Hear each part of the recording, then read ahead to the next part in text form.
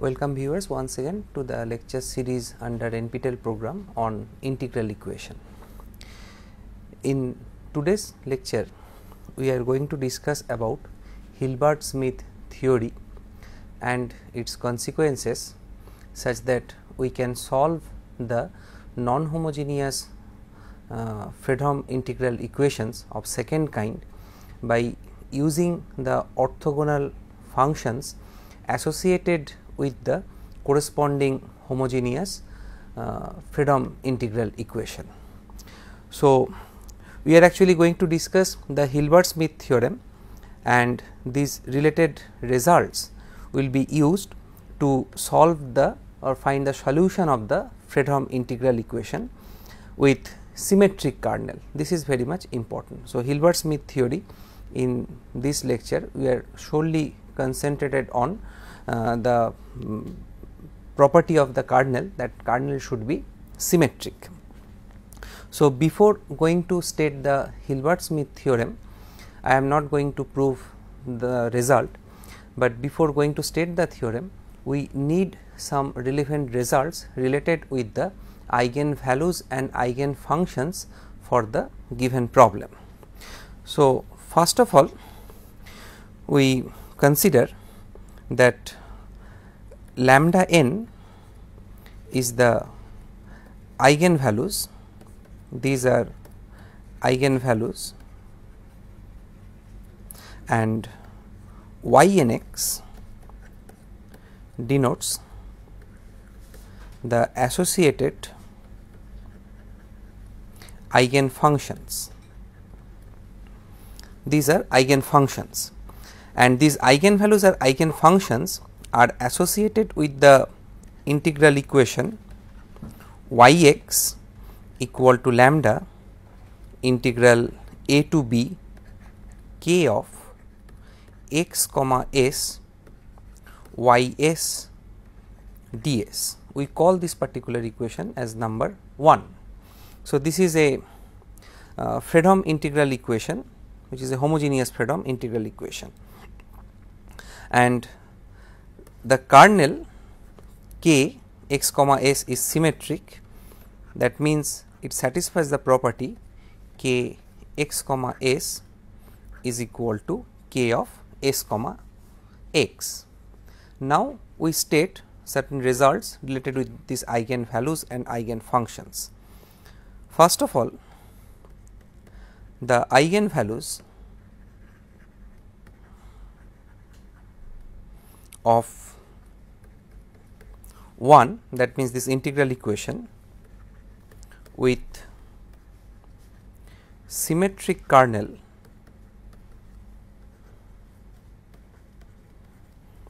are real. So, that means, if we consider this Fredholm integral equation yx equal to lambda integral a to b k x comma s y s ds, where this kernel k x comma s which is symmetric, then all eigenvalues of this particular problem will be real. Second property, if y mx and y nx are eigenfunctions corresponding to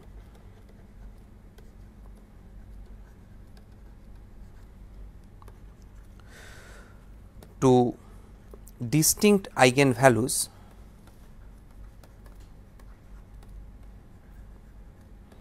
corresponding to distinct eigenvalues lambda m and lambda n, then ymx and ynx are orthogonal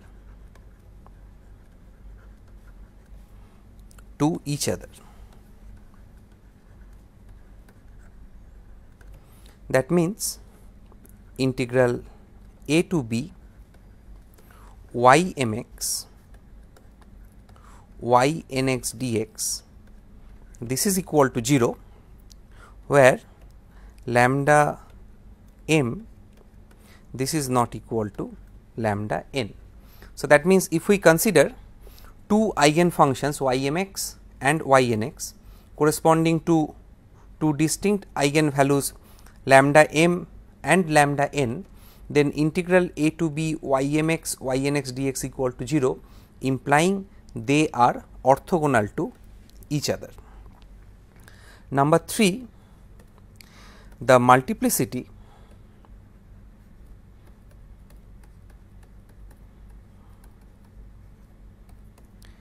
m of an non-zero eigenvalue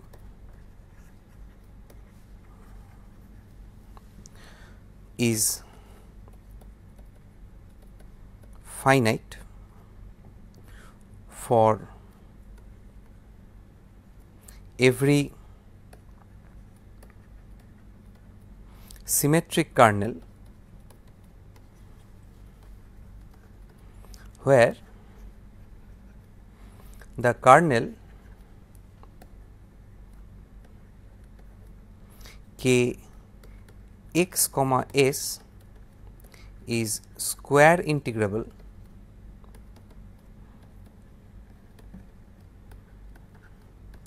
on the square a comma b cross a comma b. So, that means if the kernel is symmetric and square integrable over the square a comma b cross a comma b, then every non-zero eigenvalue having multiplicity m, then this multiplicity should be a finite quantity. Now, with this and some other related results regarding the completeness of this set of eigenfunctions, we can find out the orthogonal expansion or Fourier expansion of the kernel k x comma s in terms of the eigenfunctions. So, first of all we can write that k x comma s can be written as summation n runnings from 1 to infinity gamma n y n x, where this gamma n is defined by integral a to b k of x comma s y n x dx divided by integral a to b y n square x dx. Now, this representation can be simplified if we use the orthonormal eigenfunctions instead of set of orthogonal eigenfunctions y n x. So, if we define phi n x is equal to y n x divided by square root of integral a to b y n square x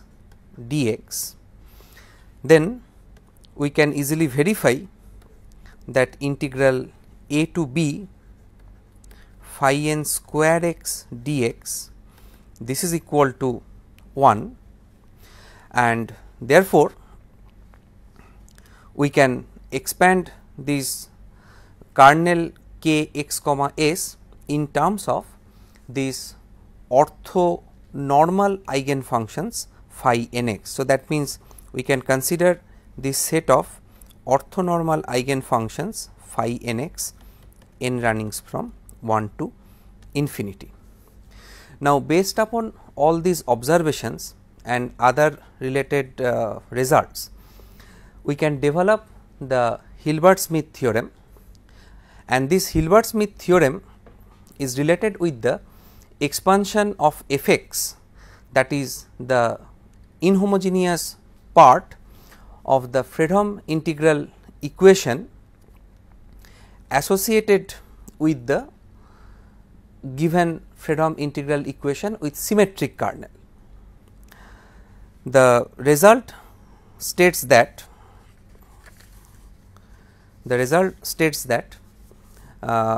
if we consider the integral equation of the form f x equal to lambda times integral a to b k of x comma s y s ds, where this k x comma s is actually symmetric kernel, then f x can be expressed as an orthogonal expansion, or you can say Fourier series expansion in terms of the functions phi n x. So, what we are going to do, we are actually intended to find out expansion of f x involved with the Fredholm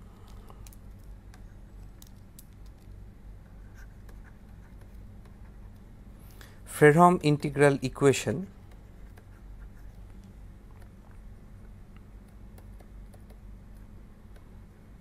of the first kind with symmetric kernel, which is given by f x equal to lambda integral a to b k of x comma s y s ds. This is symmetric, so that means it satisfies the condition. This one in terms of the orthonormal eigenfunctions phi n x, and these phi n x is actually related by this formula, that is phi n x equal to lambda n integral a to b k of x comma s phi n s ds. So, that means these phi n x, they are the eigenfunctions, and lambda n, they are the eigenvalues of the Fredholm integral equation, that is y x equal to lambda integral a to b k of x comma s y s ds. So, with these aids we can now state the Hilbert-Smith theorem.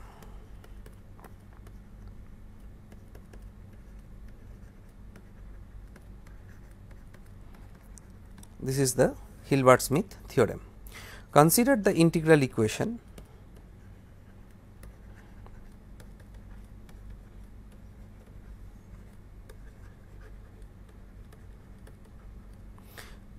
f x equal to lambda integral a to b k of x comma s y s ds with symmetric kernel k x comma s is equal to k s comma x, where f x is square integrable on the closed interval a less than equal to x less than equal to b, and the kernel k x comma s is also square integrable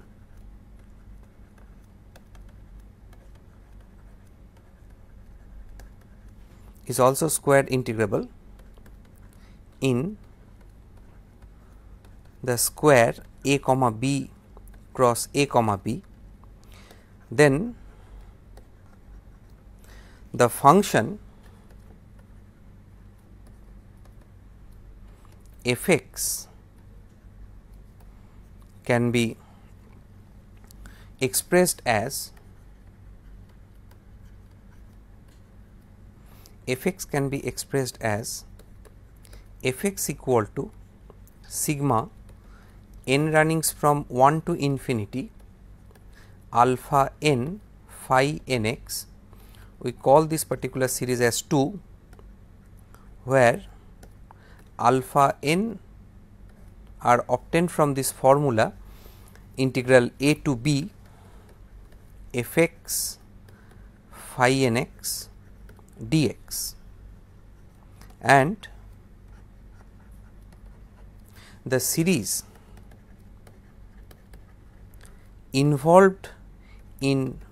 2 converges absolutely and uniformly. This is actually Hilbert-Smith theorem. So, if we just go through this theorem again. So, first of all we are going to express f x which is involved with the Fredholm integral equation of first kind with symmetric kernel in terms of the set of orthonormal eigenfunctions obtained by solving the problem y x equal to lambda integral a to b k of x comma s y s ds, where this k x comma s is a symmetric kernel. So, once we are able to find out the orthonormal set of eigenfunctions phi x, then this f x can be expressed as sigma n running from 1 to infinity alpha n phi n x, where each alpha n can be obtained from the formula integral a to b f x phi n x dx. And here you have to keep in mind one important result, that this theorem is applicable whenever this f x is square integrable over the interval a comma b, and apart from the symmetric kernel k x comma s, k x comma x this kernel should be square integrable over the square a comma b cross a comma b. This theorem, and now we are going to define another theorem, that is Mercer's theorem. They are essential to find out the solutions of the Fredholm integral equation with symmetric kernel, where the resolvent kernel of the Fredholm integral equation can be expressed in terms of these orthonormal eigenfunctions. So, now we state another theorem. This is Mercer's theorem. It states that we assume that the kernel k x comma s is continuous, symmetric, and square integrable on a comma b cross a comma b, and has only positive eigenvalues, then k x comma s, that is the symmetric kernel, can be expressed as sigma n running from 1 to infinity phi n x phi n s divided by lambda n, and the series involved with this expression converges absolutely and uniformly.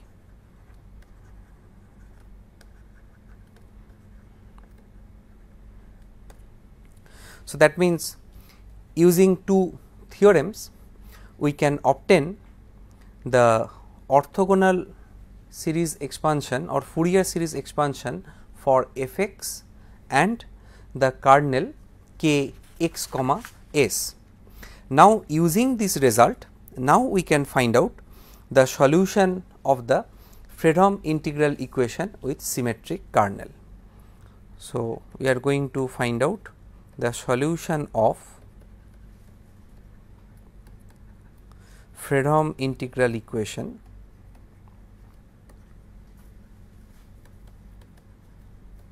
of second kind with symmetric kernel.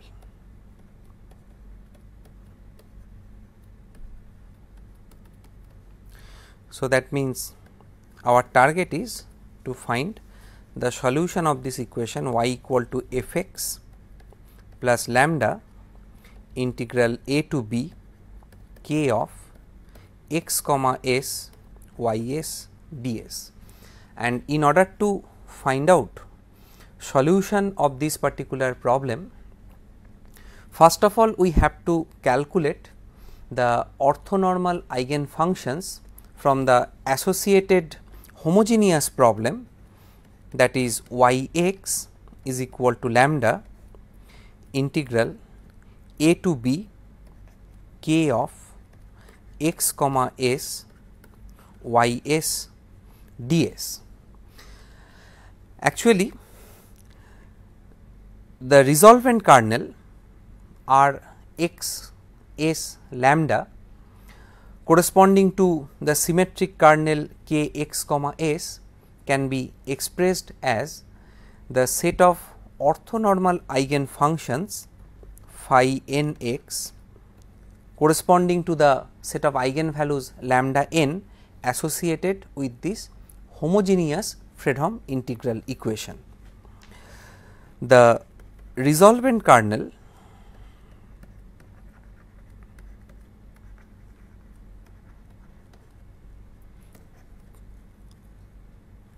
of k x comma s associated with the integral equation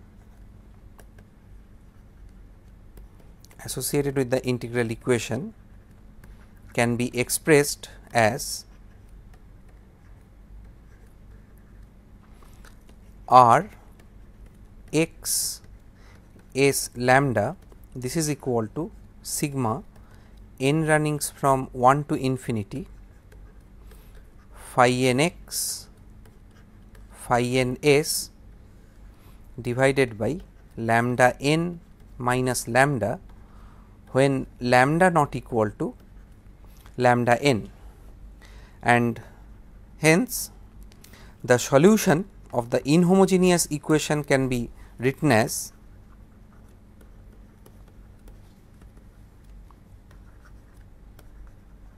solution of the inhomogeneous equation is y x is equal to f x plus lambda sigma n runnings from 1 to infinity alpha n phi n x divided by lambda n minus lambda, where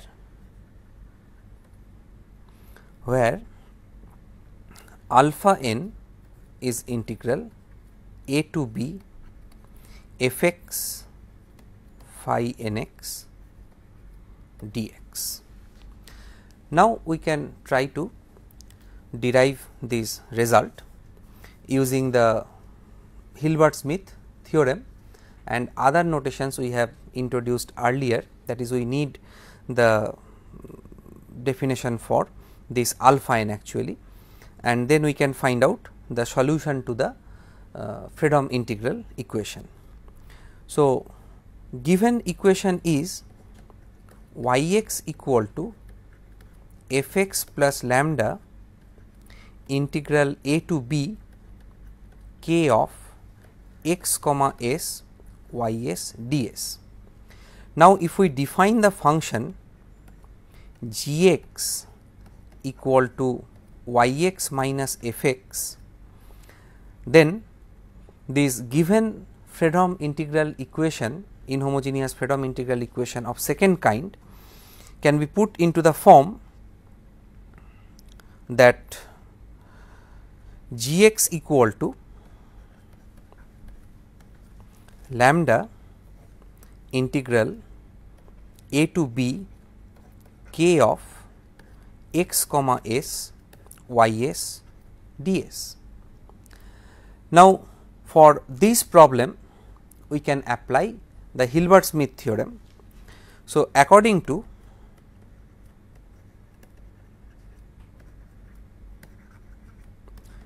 Hilbert-Smith theorem, we can write Gx is equal to sigma n runnings from 1 to infinity beta n phi nx, where beta n is integral a to b gx phi nx dx. This result we can write using Hilbert-Smith theorem. Now, this beta n, this is equal to integral a to b gx phi nx dx, and this is equal to integral a to b yx phi nx dx minus integral a to b fx phi nx dx, and this is equal to, we can write delta n minus alpha n, where alpha n already we have defined as integral a to b fx phi nx dx. So, here this delta n is equal to integral a to b yx phi nx dx. Now, for this problem yx is the unknown function. So, that means delta n is also unknown. So, our target will be replace this delta n in terms of some known quantities, such that we can find out the solution of the Fredholm integral equation. And mainly for the given problem, you can understand fx is given. Once fx is given, so if somehow we are able to relate this delta n with alpha n, then we can find out this beta n in terms of alpha n, and hence we can find out the solution of the given problem. So, for this purpose we can write this beta n is equal to integral a to b yx minus fx times phi nx dx. This is equal to integral a to b, we can substitute yx minus fx, this is equal to lambda times integral a to b kx comma s ys ds. So, from there we can write this is lambda integral a to b k of x comma s ys ds, this expression with phi nx dx. Now, we can interchange the order of the integration, we can take lambda outside this integral sign. So, this will be lambda integral a to b ys, then integral a to b k of x comma s phi nx dx ds. And this is a very crucial step, because we are already familiar with the expression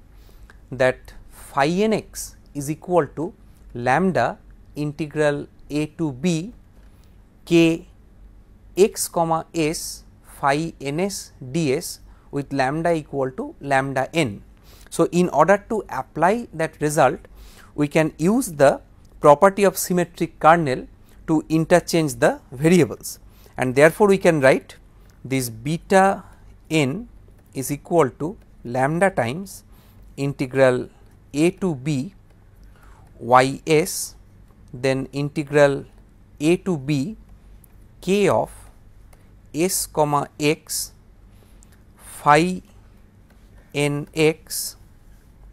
dx ds. This is the result. Now, using that definition, that is the result phi n x is equal to lambda n integral a to b k of x comma s phi n s ds, we can find that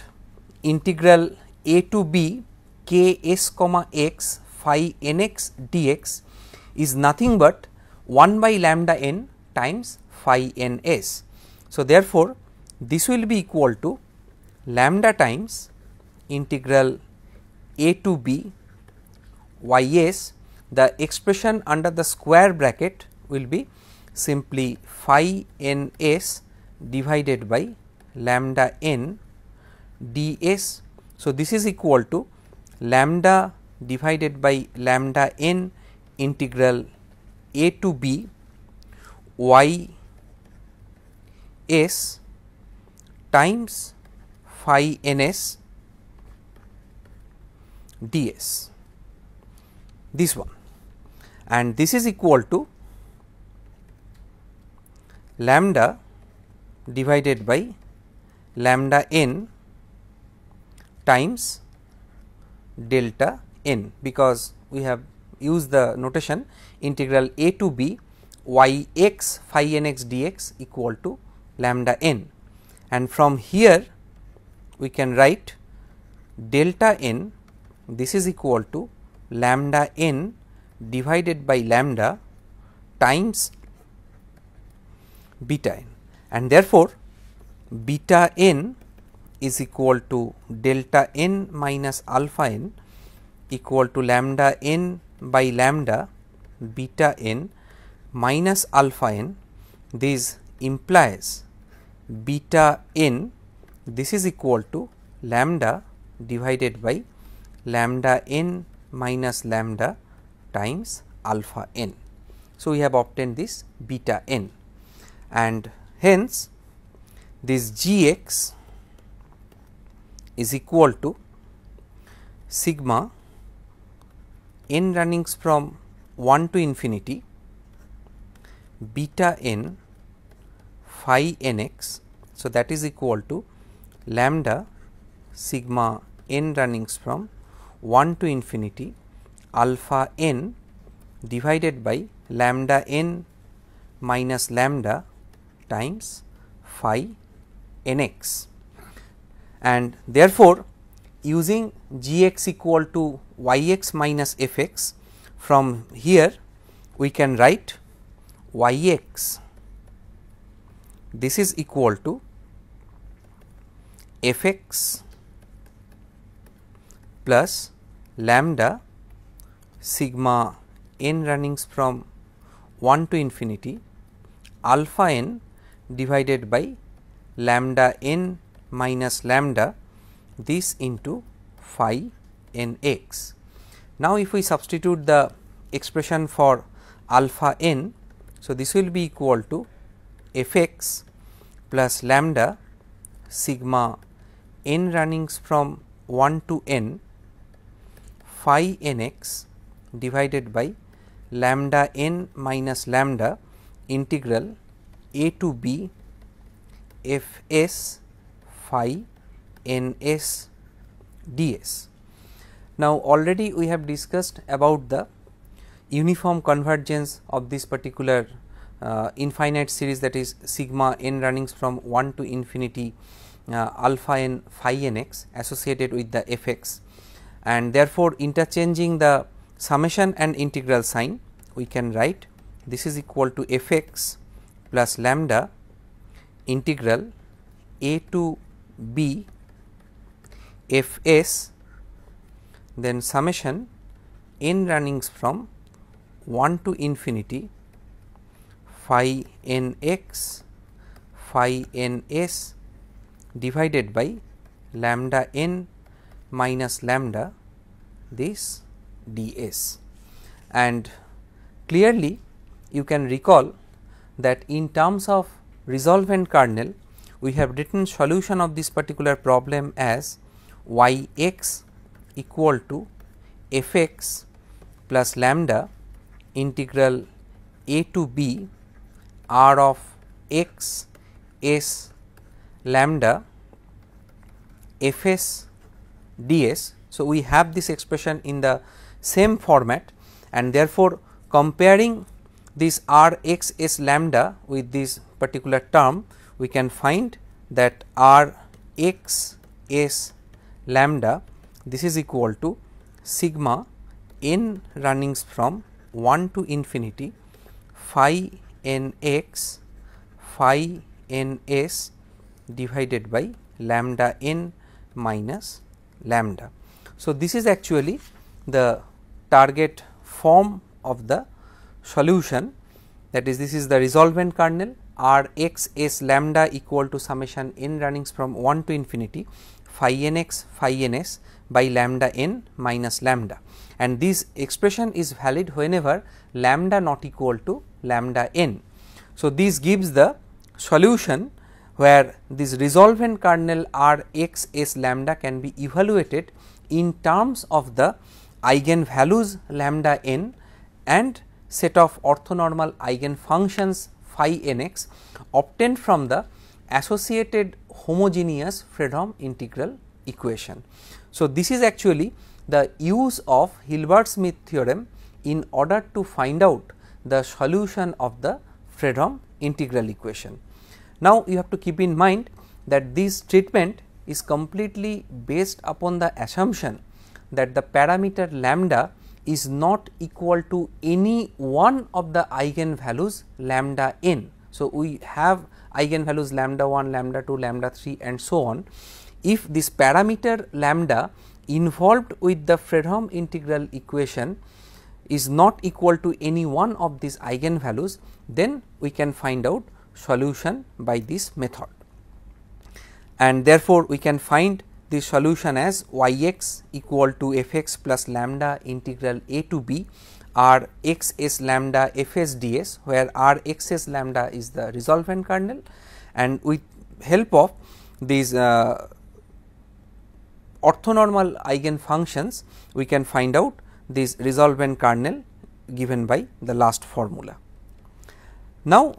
we consider the case that if lambda is equal to some of the eigenvalues, say lambda k plus 1, and I am going to use this lambda k plus 1 in order to write the formula in a suitable format and to include the multiplicity of the eigenvalue. So, now if we assume that lambda is equal to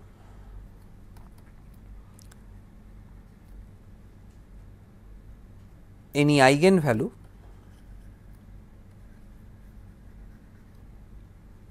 say lambda k plus 1 with multiplicity m,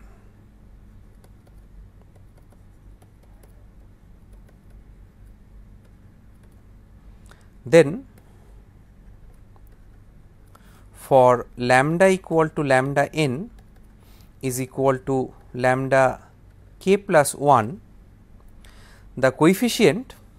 that is lambda n by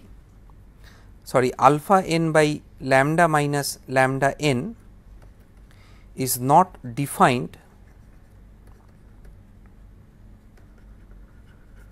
unless alpha n this is equal to 0. Now, we look at the result alpha n equal to 0, this actually implies integral a to b f x phi n x dx, this is equal to 0. So, that means for lambda equal to lambda n equal to lambda k plus 1, the function f x is orthogonal to the associated eigenfunction phi k plus 1 x. If this happen and this alpha n equal to 0, then the quantity alpha n divided by lambda minus lambda n, this becomes indeterminate when lambda is equal to lambda n, and therefore, the condition alpha n equal to 0 leads us to the case that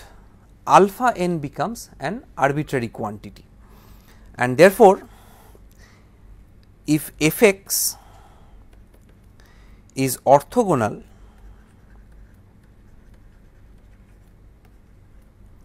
to phi n x, solution to the integral equation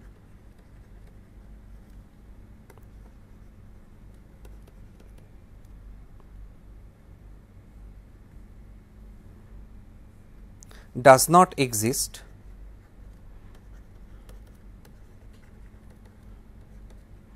unless f x is orthogonal to the eigenfunctions phi k plus 1 x, phi k plus 2 x up to phi k plus m x, because we have considered that the eigenvalue lambda equal to lambda k plus 1 is of multiplicity m corresponding to the eigenvalue that is lambda k plus 1, and that means alpha n is equal to integral a to b f x phi n x dx. This is equal to 0 for n equal to k plus 1, k plus 2 up to k plus m. If this condition is satisfied, that f x is orthogonal to each of these eigenfunctions phi k plus 1 x to phi k plus m x, then we can write the solution to the given problem as y x equal to f x plus lambda times sigma n runnings from 1 to infinity n not equal to k plus 1, k plus 2 up to k plus m alpha n phi n x divided by lambda n minus lambda plus summation j runnings from k plus 1 to k plus m c j phi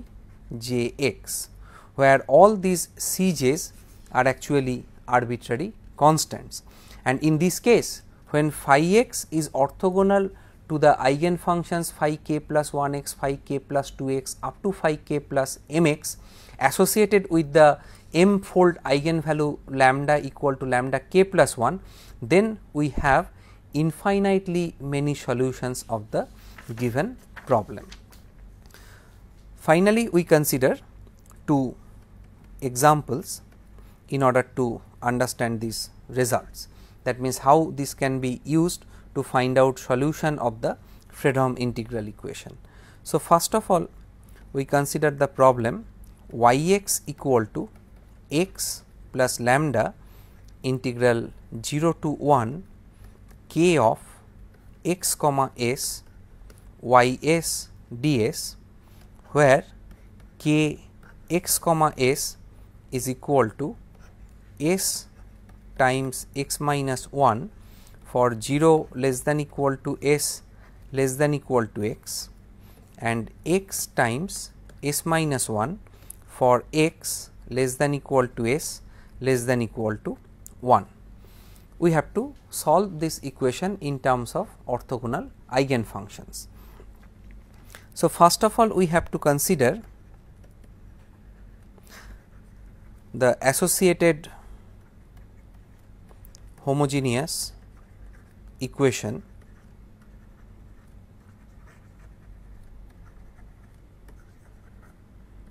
that is y x equal to lambda integral 0 to 1 k of x comma s y s ds. Earlier we have discussed how this type of problem can be converted to boundary value problem. So, using the same tricks, and the form of the kernel k x comma s. Differentiating this equation twice, you can convert this problem to a boundary value problem, which is defined by y double dot x minus lambda y x, this is equal to 0 with the boundary conditions y 0 equal to 0 and y 1 this is also equal to 0. And using the standard procedure of eigenvalue eigenfunctions for this particular problem, you can calculate the eigenvalues of this particular problem exist whenever lambda is negative, and in particular the eigenvalues are given by lambda n equal to minus n square pi square, n equal to 1, 2, 3 and so on, and the corresponding eigenfunctions y n x is equal to sine of n pi x, where n equal to 1, 2, 3 and so on. And for these eigenfunctions y n x is equal to sine n pi x, we can calculate the corresponding set of orthonormal eigenfunctions, that is phi n x, this will be root 2 sine of n pi x. Now, with this phi n x, where n is ranging from 1, 2, 3 up to infinity, we can calculate this alpha n is equal to integral 0 to 1 f x phi n x dx. For the given problem, the non-homogeneous part is x, so therefore f x equal to x. So, this is equal to root 2 integral 0 to 1 x sine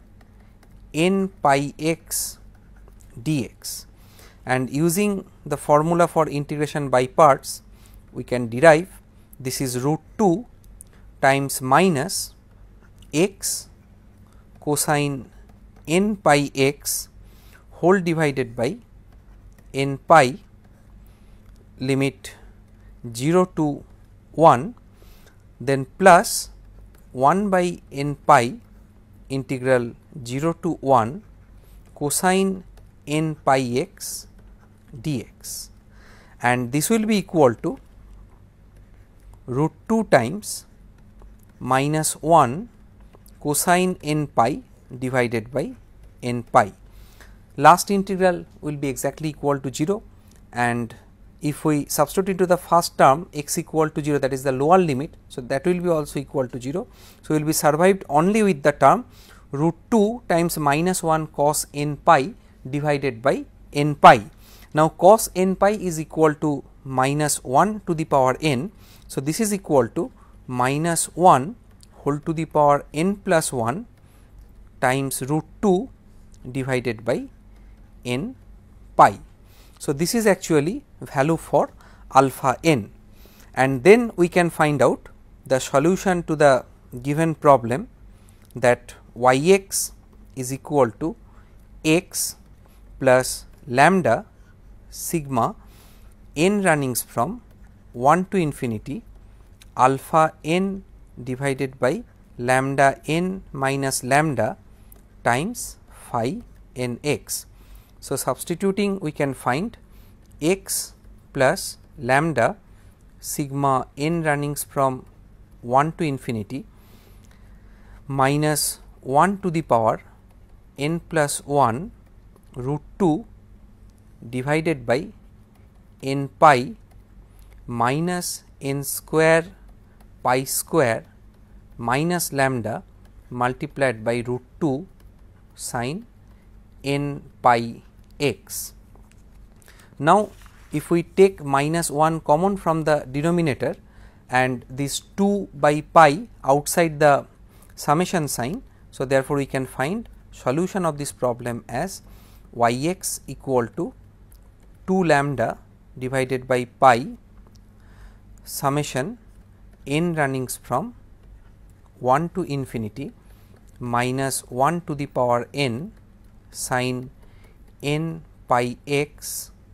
divided by n into lambda plus n square pi square. So, that means the solution y x equal to x plus 2 lambda divided by pi sigma n running from 1 to infinity minus 1 whole to the power n sin n pi x divided by n into lambda plus n square pi square. This is a valid solution whenever lambda is not equal to minus n square pi square for n equal to 1, 2, 3 and so on. If lambda is not equal to any one of these eigenvalues, then we have this particular solution. Next we consider another example. This is very interesting example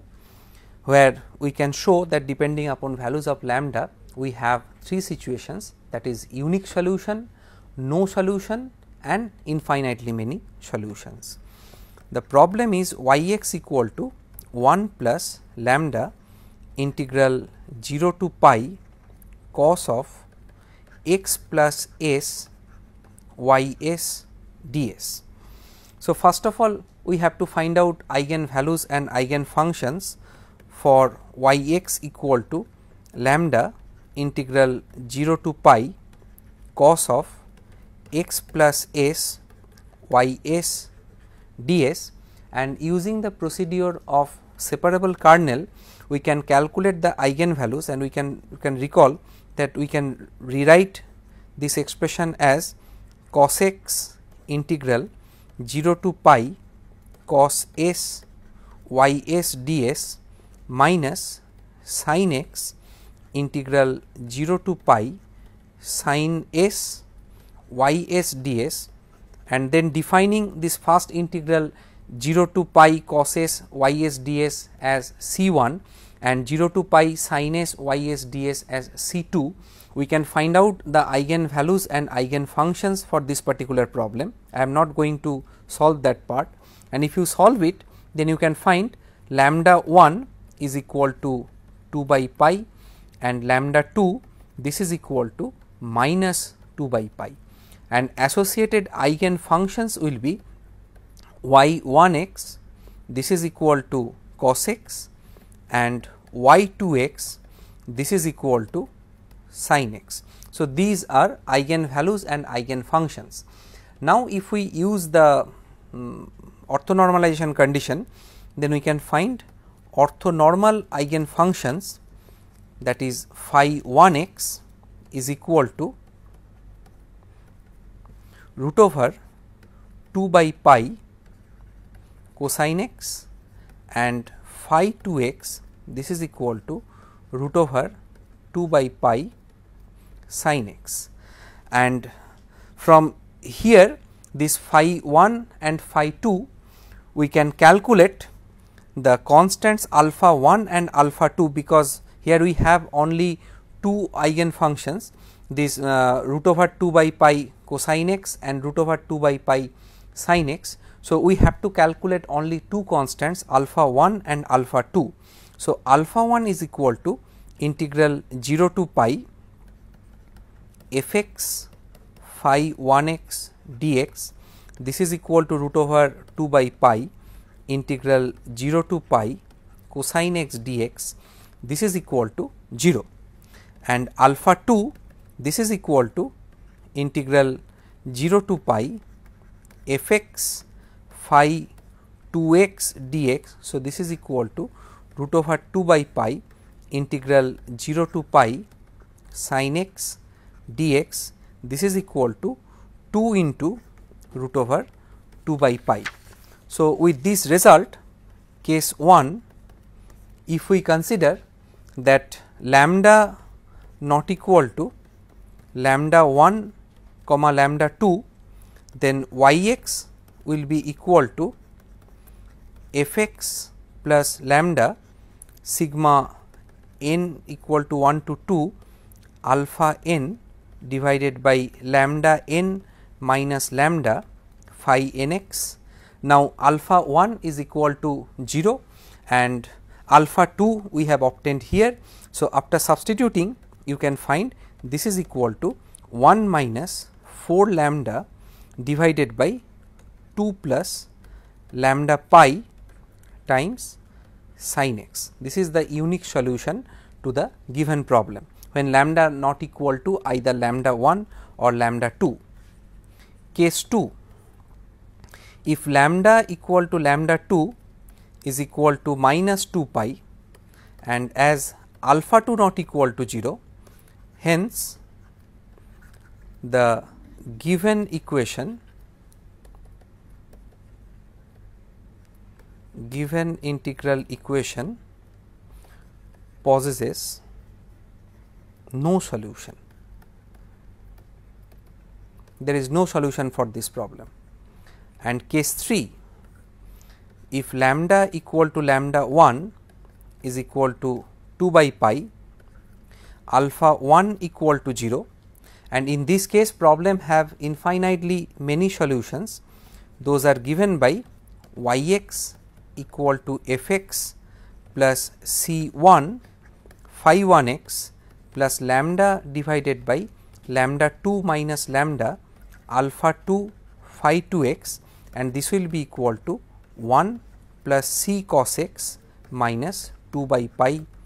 sin x. This c is the arbitrary constant. So, this is your infinite number of solutions. So, with this example we have explained that depending upon lambda, whether it is equal to lambda 1 or lambda 2,